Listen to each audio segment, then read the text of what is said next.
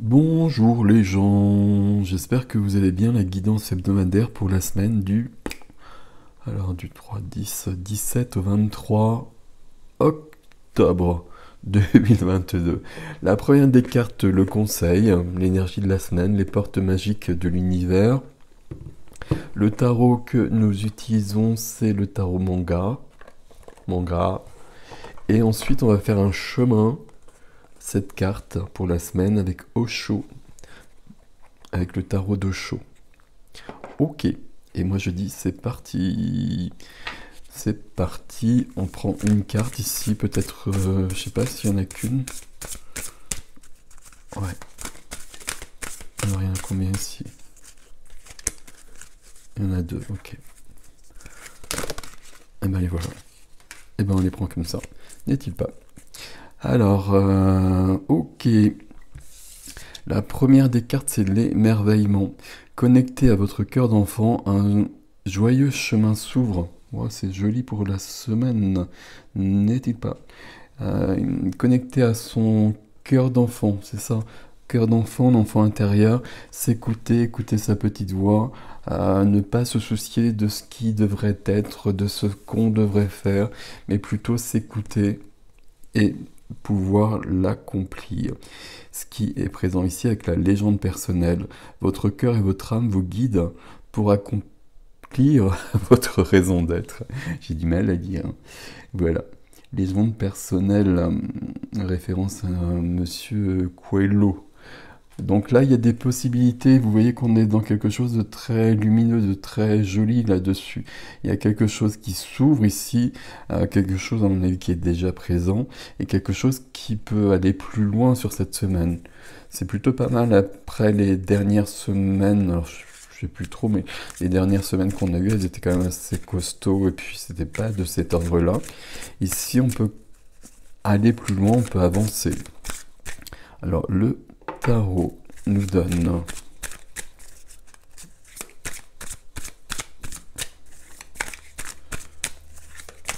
hop, celle-ci, comme ça, ok, ah pardon, hop, le 4 deniers est très très présent.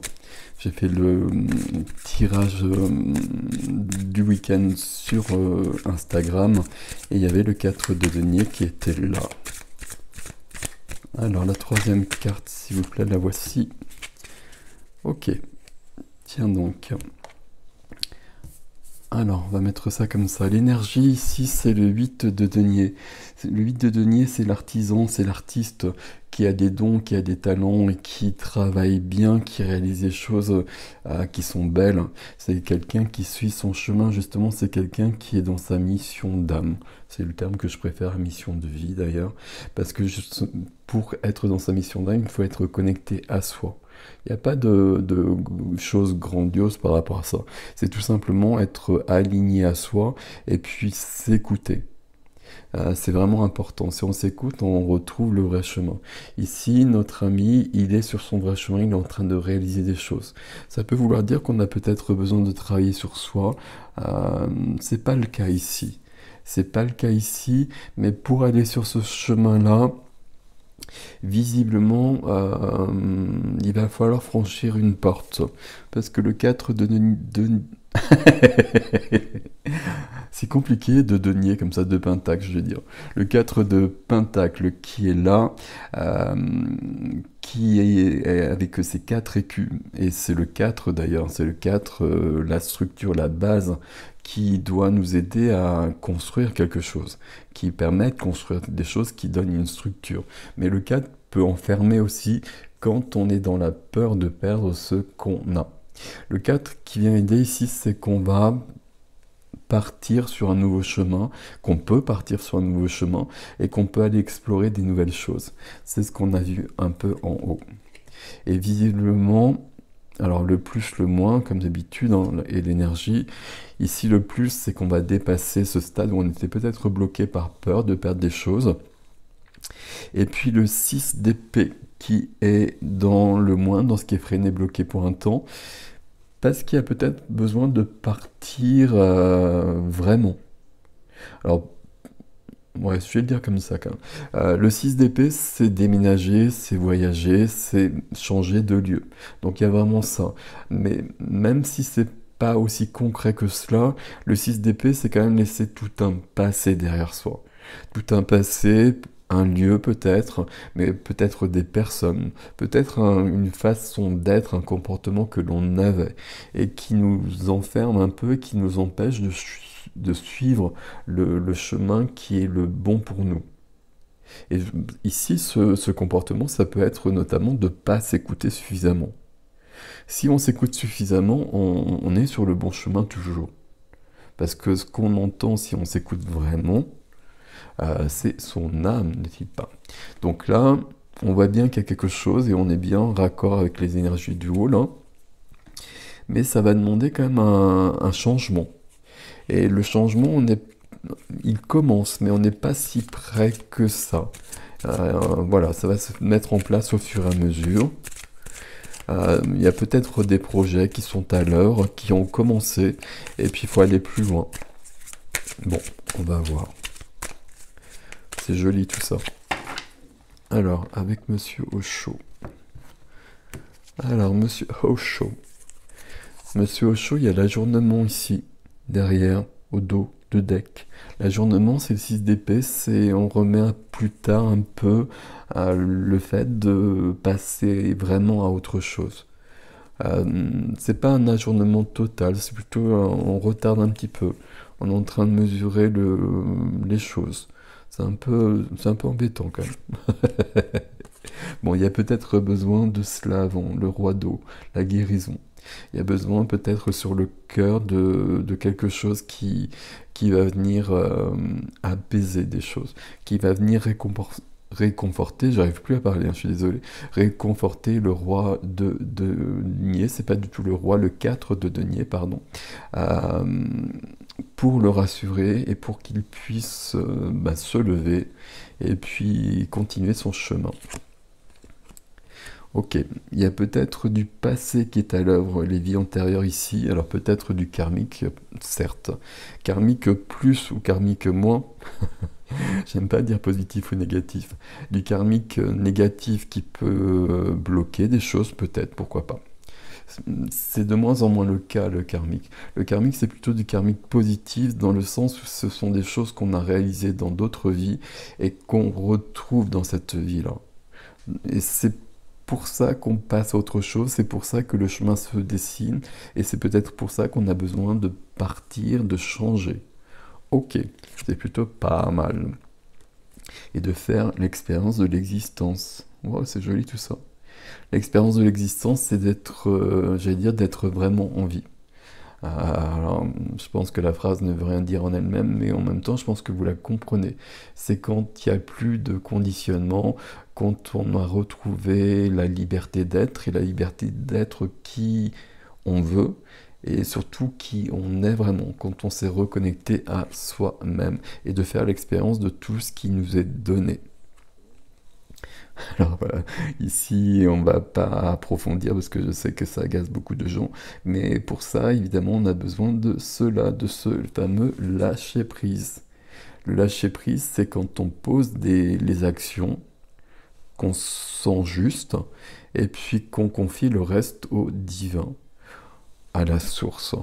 Voilà, j'ai fait ma part, là je peux plus faire quoi que ce soit, je peux plus avancer, voire même je suis bloqué sur mon chemin, là j'ai besoin d'aide. Faites ce qu'il faut s'il vous plaît. Avec la carte des projections, et ça c'est intéressant. C'est intéressant, c'est du 7 ici. D'ailleurs, j'ai pas regardé les chiffres jusqu'à présent. Il y a le cœur ici, il y a la puissance. Ici, les vies antérieures, ça nous donne du bilan, ça nous donne la fin de quelque chose qui doit se terminer, ou se terminer ou vraiment venir. Le 9, c'est aussi un chiffre où on apprend des choses, parce que justement on retient les leçons du passé. Les projections ici, on va être dans le lâcher-prise et sur le chemin qui se dessine, que l'on va emprunter à un moment donné, de toute façon, on va pas forcément faire de projection parce que ça sert à rien. parce que ce sera pas là, et que si on se projette dans 1 an, dans 5 ans, ce sera pas ce qu'on a projeté qui arrivera. Donc évidemment, on fait des projets pour autant parce que on en a besoin, mais on n'a pas besoin de se prendre la tête outre mesure. Euh, on a juste besoin de concret pour avancer, et puis le reste, on va suivre le chemin. Et quand on est sur un chemin d'éveil, le chemin se modifie sans cesse. Et là, quand on est sur un chemin comme cela, on a vraiment appris le lâcher-prise et on accepte les bifurcations, même quand elles viennent et qu'on n'en a pas forcément envie. Parce qu'on sait que ça doit être comme ça, on sait que c'est mieux comme ça pour nous, on sait que c'est entre guillemets prévu comme cela, et donc on suit vraiment le chemin, même si ça peut surprendre parfois. Mais on arrive ainsi à la maturité. Et quand on est dans le lâcher-prise, il y a une certaine maturité de l'être humain qui est connecté au divin qui est présent. Et ça, c'est fort joli. C'est du 9 ici, cette maturité-là, elle donne du 1. Mais on n'a pas de 1 partout, là. Partout, là. On n'a pas de 1 dans aucun des chiffres. J'ai pas regardé depuis le départ. On a tous les autres chiffres, mais il n'y a pas de 1. Ici, on prépare des choses. On est presque prêt. On fait un peu le bilan peut-être. Et puis, cette carte-là, la carte de l'amitié, il y a peut-être... alors on va la prendre comme ça déjà à la base. En plus c'est du 2. Donc quelqu'un d'autre. Quelqu'un d'autre à côté qui grandit en même temps, qui nous soutient, ou qui... alors peut-être qui nous soutient concrètement, et ça c'est très facile à voir, et c'est ok, c'est très très bien, et c'est très très beau. Mais peut-être aussi quelqu'un qui a généré notre chemin, qui a créé notre chemin par une rencontre éventuellement, par une rencontre, point, sans le mot éventuellement, et qui reste à côté quoi qu'il arrive. Une personne qui n'est peut-être plus là, mais qui a engendré le chemin, et on remercie cette personne. Ça peut être quelqu'un sur le plan sentimental, mais ça peut être quelqu'un sur le plan familial, et de toute façon, les liens existent toujours, de toute façon, même si les gens ne sont plus là, n'est-il pas? On retient ici la guérison, c'est la première carte ici. La guérison, peut-être que cette carte ici, c'est la carte de l'amitié. Hein. L'amitié, mais c'est l'amitié dans l'amour aussi. Peut-être que c'est vers ce... pas vers ce où on va.